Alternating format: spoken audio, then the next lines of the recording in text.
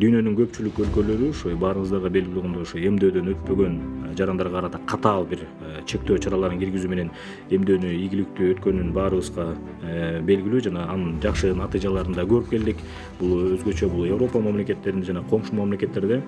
Бирок Кыргызстан кичи жана орто бизнести коргоо, ошондой эле жарандардын кирешесин сактоо кызыкчылыгында ынандыруу жолун тандап алды. Биз ошол чектөө чараларын киргизбей, азыр мына ошонун негизинде ошол бизге мына буга чейин ошо айтып кеттигендей ошо чектөө киргизилген жок, бет кап тагын деп улам эскертип келебиз, бирок баягы текшерген да кишилер болгон жок.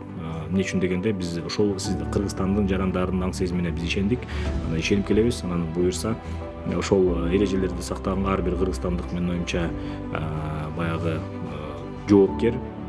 Анан бул бардык ошо тараптардын кызыкчылыктарын эске алуу менен ошол эмдөө идеясын жайылтууну камсыз кылат, ошону суранып кетет элек.